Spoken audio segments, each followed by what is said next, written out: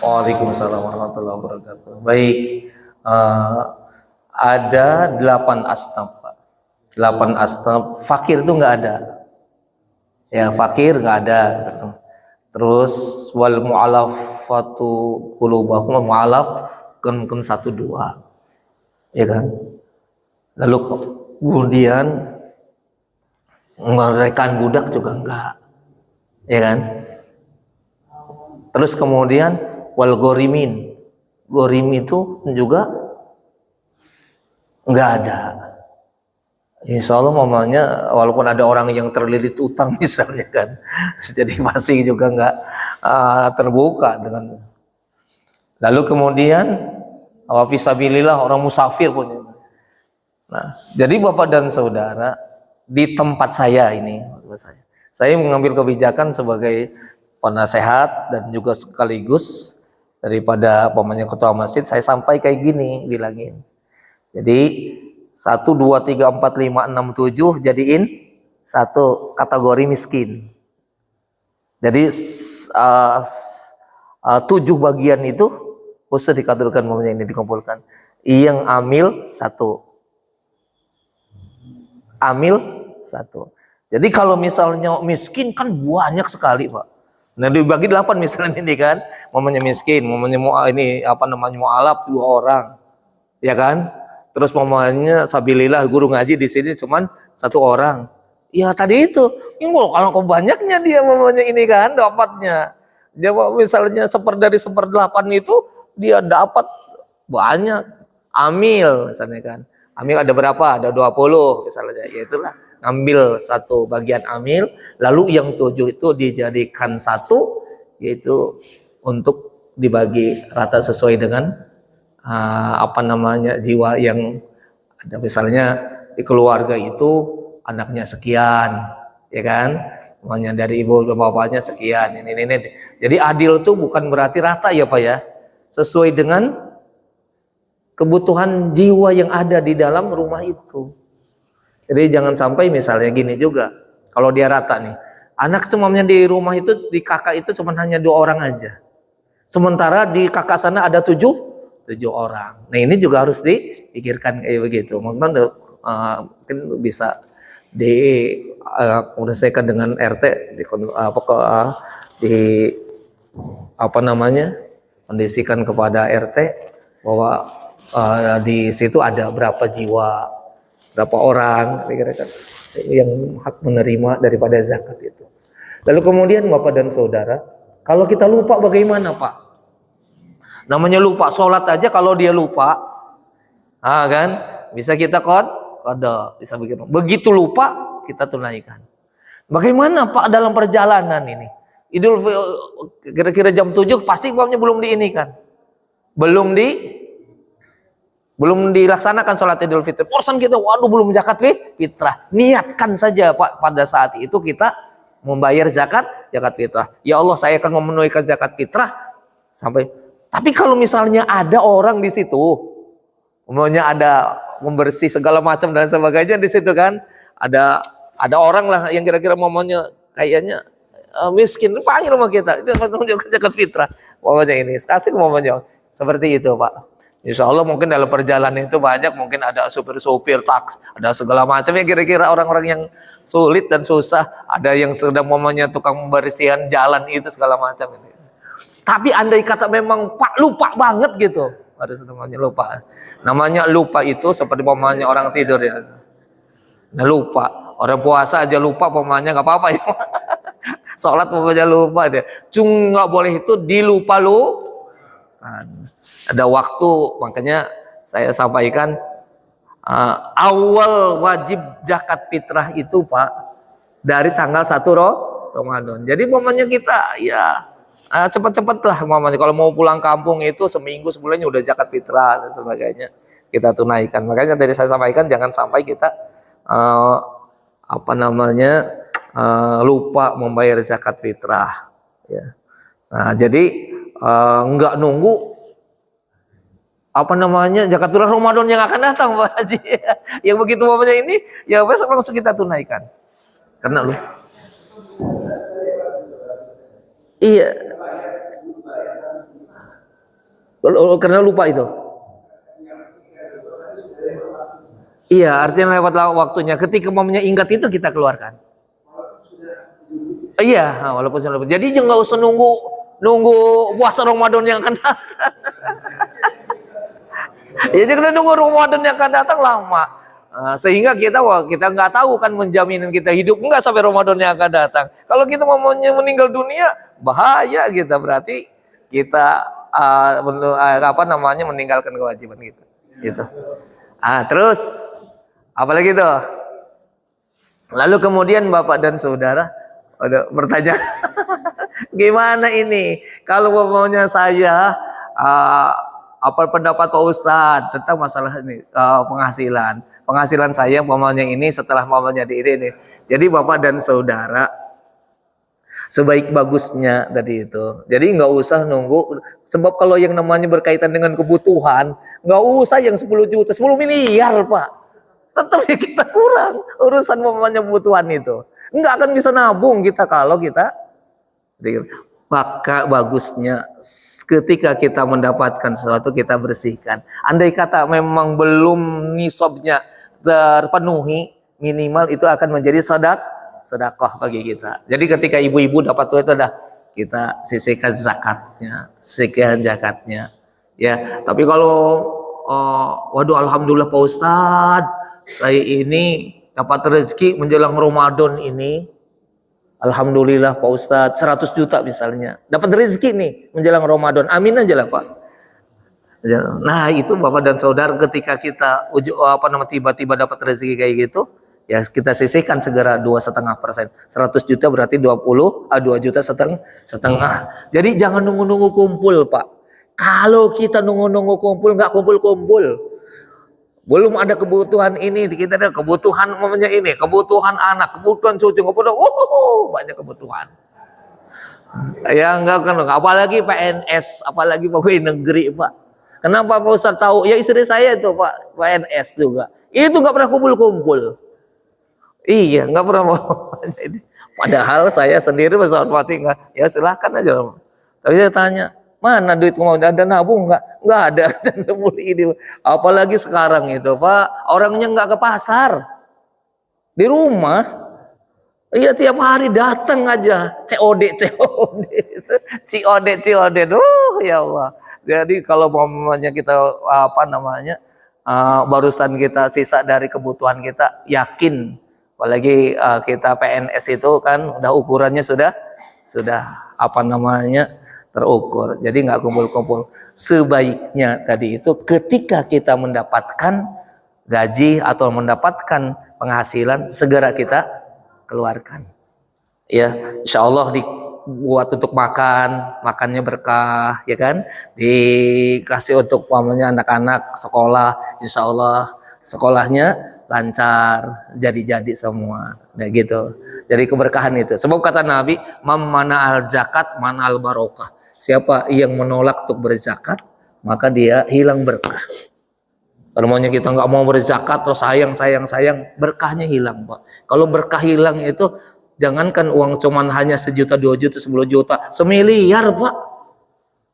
Nguap begitu aja nggak ada kelihatan. Banyak. Kenapa Pak? Karena nggak ada berkah. Walaupun Pak cuman 1 juta, 2 juta berkah, itu banyak Pak. Saya lihat secara kehidupan sehari-hari biasa saja Pak. Biasa-biasa saja. Orang jualannya jauh-jauh jualan lontong sayur dan sebagainya. Tapi alhamdulillah Pak, bisa nyekolahin anak. Sampai sarjana semua 3 anak itu. Hebat. Padahal usahanya cuman hanya lontong sayur. Uduk itu. Hebat. Berkah. Ya, terus kemudian apa lagi? Utang. Gimana Pak Ustadz? Ya utang. Saya ini punya uangnya penyakit, tapi utang juga banyak. Gitu. Jadi utang itu banyak. Bapak dan Saudara yang dimuliakan Allah Subhanahu Wa Taala. Jadi utang itu merupakan bagian daripada kewajiban harus kita tunaikan jelas. Maksudnya ada ini. Nah kita hitungkan aja utang kita berapa dan Uang kita berapa? Nah itu uang yang kita. Jadi uangnya misalnya saya punya uang 1 miliar nih Pak Ustadz, utang saya 500 juta. Yang 500 juta itu yang kita ini kan. Yang 500 juta tepat bayar utang itu. Nah, jadi biasanya pembisnis biasanya ya pengusaha itu Pak selain daripada hartanya banyak, utangnya juga pasti karena namanya ya, pinjam uang dulu, modal dulu segala macam. Terus silahkan.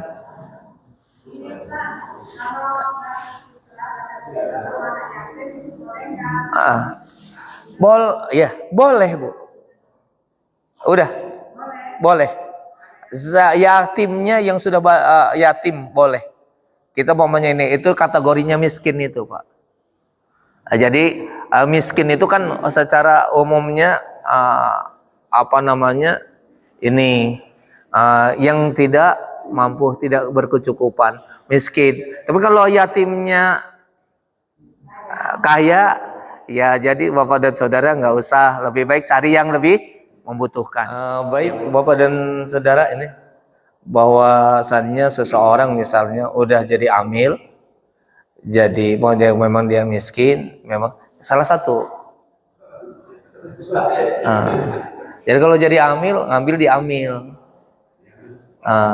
Misalnya, kalau mamanya dia mualaf, aduh dia mualaf, ambil yang ambil aja, jangan mamanya dua-duanya. Jadi kanan kiri, ya ngambil dari salah satu. Di tempat saya juga begitu. Kebetulan sekretaris saya, mamanya dia apa namanya mualaf, dia juga amil gitu. Saya suruh pilih, mana mau mualaf atau mau amil? Amil aja Pak Ustadz. Jadi dia amil, ngambilnya di amil. Kalau dia mau alafnya enggak. Kalau misalnya dia karena miskin, dia miskin, susah mamanya hidupnya mamanya ini. Di situ ada berapa man? Itu apa namanya mendapatkan dari miskin bukan dianya, tapi dia keluarganya. Gitu keluarganya berapa ini kira misalnya jiwa di situ. Nah, jadi karena saya bekerja dengan sama dengan RT yang mendata semua pemainnya yang kira-kira yang berhak kategori miskin itu minimal dia ketika dari pemerintah dapat bansos lah kira-kira, masih momennya dapat bansos dan sosial. Jadi itu. Terus kemudian yang kedua, gimana seorang yang tadi apa? Dapat hadiah momennya ini kan ya namanya dapat hadiah gitu kan, itu rezeki nomplok lah gitu, dapat lotre itu kan ya tetap minimal 2,5% minimal. Kalau lebih dari itu lebih bagus mamanya ini ke apalagi maksimal 20% lah tadi disampaikan ya. Tapi mamanya kewajibannya tetap 2,5%. Lalu kemudian yang lain-lainnya kan ya pastilah nggak mungkin 2,5% kalau dapat kayak begitu itu pas mau bagi-bagi dan sebagainya. Terus yang ketiga apa? Uang yang berkumpul di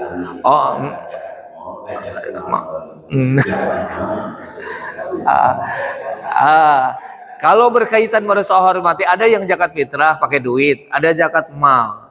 Nah ini merasa hormati zakat mal, zakat malnya fitrah pakai duit itu yang dia infak itu kasih ke masjid. Emas tuh kadang-kadang ke masjid. Infak Pak, saya infak masjid itu ininya. Makanya saya mamanya kayak gitu Pak ini. Jadi ada infak, ada sodakoh kan sodakoh biasanya dia lebih mamanya ininya kan Pak, ini sodakohnya 10.000 20.000. Biasanya sodakoh itu tidak terlalu signifikan, nggak banyak. Yang banyak itu dia kan ditanya ini infak atau infak zakat mal atau infak atau apa mamanya infak. Saya infak bukan zakat mal, saya infak saya. Nah udah infak. Nanti berapa yang infak itu ya serahkan ke masjid. Saya mamanya berapa zakat mal itulah yang dibagiin. Termasuk sedekah, termasuk fidyah. Yang dibagiin itu. Ya kalau infak mah ya kita serahkan ke masjid. Ya, jadi itu cara pembagiannya. Jangan nanti infak, zakat mal, sedekah dijadiin satu. Jangan nanti itu. Wala talbisul haq bil batil. Jangan kita menyampur adukan sesuatu maunya jadi yang hak akhirnya jadi batil yang apa yang kita ini. Jangan. Jadi kita kalau infak, kalau kita sedekah, Kalau sedekah itu nggak ada masalah dengan pemahamannya, misalnya kita bagikan kemana. Biasanya kalau sedekah itu tidak signifikan. Paling dari sekian pemahamannya ini dapat 100-200 ribu lah. Tapi kalau zakat mal masih banyak. Infak juga insya Allah ya bisa jutaan. Nah, yang infak itu kita serahkan ke pengurus masjid. Demikian. Sudah cukup RT yang membantu di dalam keluarga kita itu selama dia membantu di situ sampai dia Ramadan, kewajiban kita, Pak. Kewajiban kita untuk maka tapi kemampuannya kita bilang ini kasih tahu kamu zakat fitrahnya sudah, jadi jangan nggak dibilangin nanti kasihan nanti pas giliran dia dia zakat fitrah misalnya sudah dijakatin dia zakat fitrah lagi misalnya, walaupun tidak masalah untuknya, tapi kewajiban kita tetap untuk memberikannya ya, baik itu secara langsung kita atau kita kasih nih ini gaji kamu ini untuk bayar zakat fitrah. Nah seperti itu.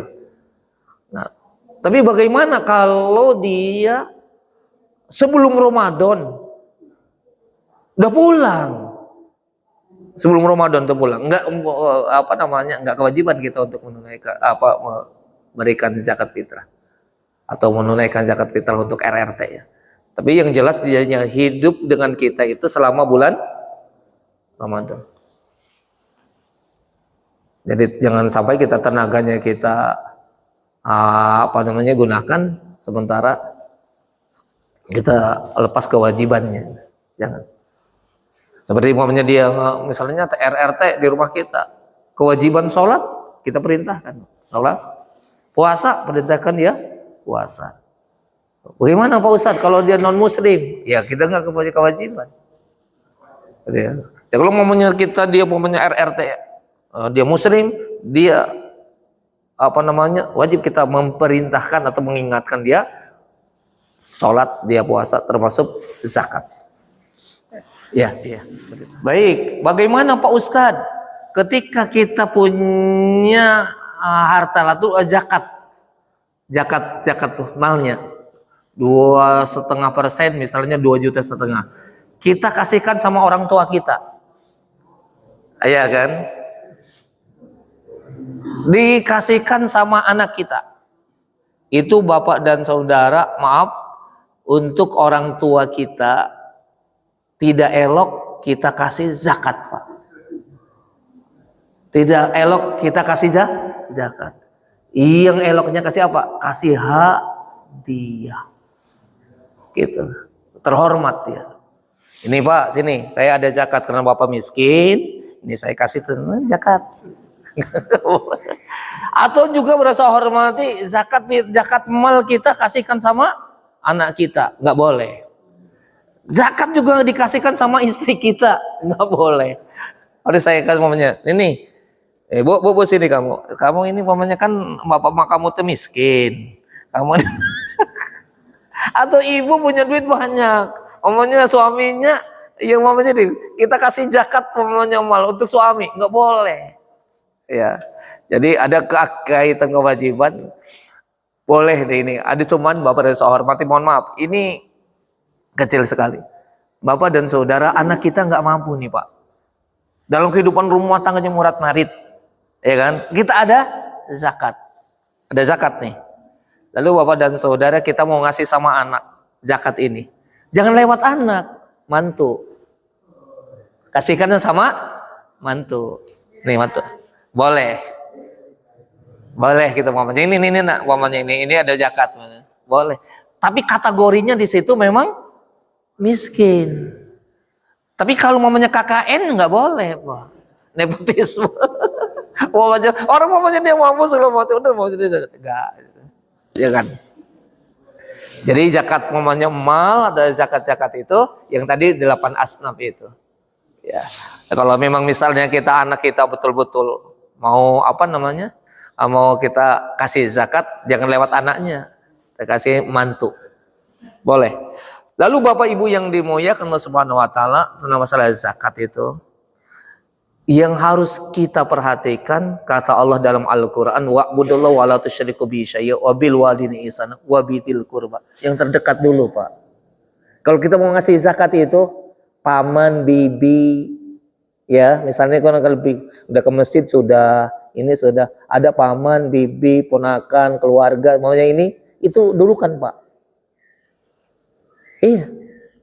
Pak Ustadz saya mau ngasih zakat sama Ustadz. Ustadz juga yang dekat, Pak.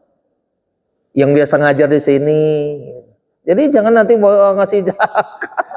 Kasih zakat, Ustadz maunya Abdul Somad yang jauh di sana. Ustadz Ayab Saifullah, lupa ada misalnya kayak gitu. Wafil ya, ada Ustadz Mihrab, ada Ustadz maunya ini. Jadi itu. Jadi jangan mau. Ya kan orang Ustadz maunya dekat tapi mamanya tinggalkan jauh. Ada Ustadz di sini, ada Ustadz Mihrab, ada Ustadz Maswi, ada Ustadz mamanya ini. Nah kita, ini Pak Ustadz ya. Mudah-mudahan tambah semangat jadi imamnya, semangat membimbing kami, kasih.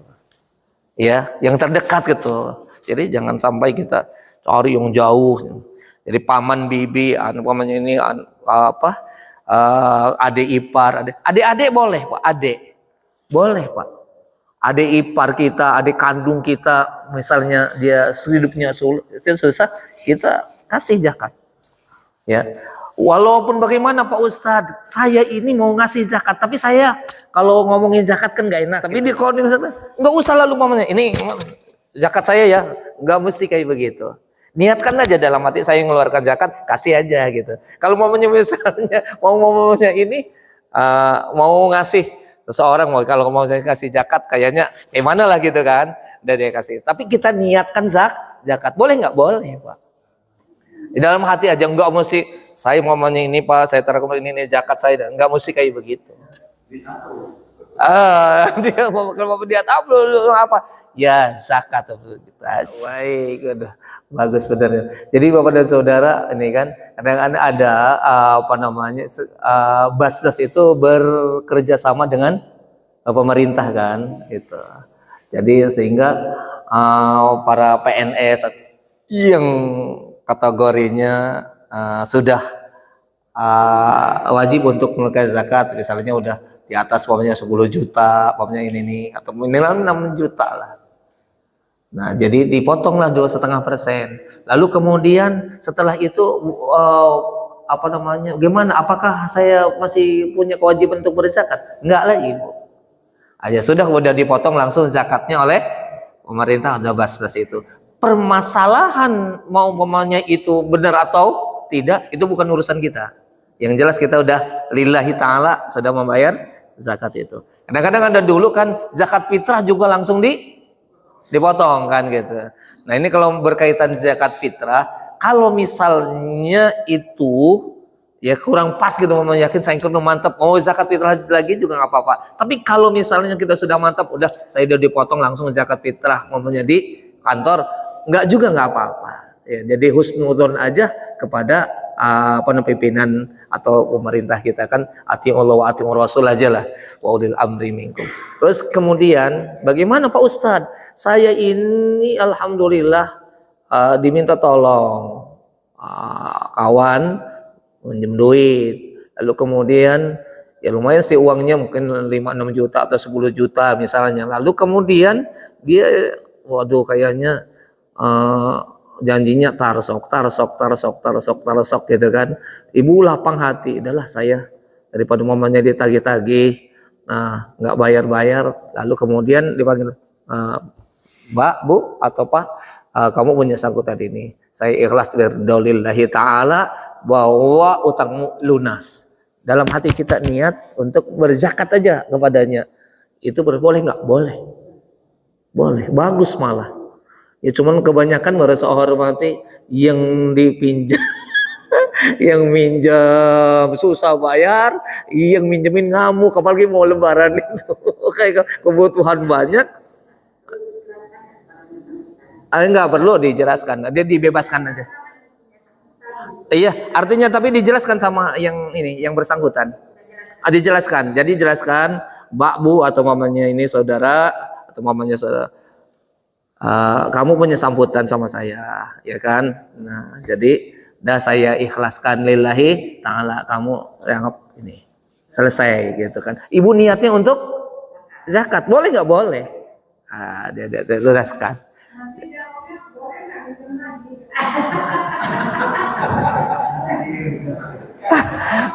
Ya, jadi Bapak dan Saudara, tapi jadi catatan lah ya besok. Jadi catatan. Ini Pak, kemamanya ada ungkapan kayak gini, Pak. Cari duit, bekerja cari duit itu berat, susah. Apalagi sekarang kan ya, susah, berat, capek nyari duit ini. Ya, nyari duit itu mamanya ini pagi pulang sore capek pulang. Tapi lebih berat lagi, lebih susah lagi nagih utang. Iya, lebih capek lagi, lebih susah lagi nagih utang. Makanya Bapak dan Saudara, ya tentang masalah utang piutang ini, ya jadi kalau kita sudah ada, kalau sudah mamanya memang punya, ya segera selesaikan ya. Lalu kalau memang mamanya ini, ya kita ada solusi-solusi yang lain. Insya Allah mudah-mudahan Bapak dan Ibu Allah berikan rezeki yang banyak, ya bisa berzakat, bukan hanya nerima zakat. Kita motivasinya bisa memberikan zakat, membantu saudara-saudara kita yang kesulitan susah. Insya Allah mudah-mudahan dilimpahkan rezeki yang halalan thayyibah. Demikian, insya Allah mudah-mudahan. Iya. Oh.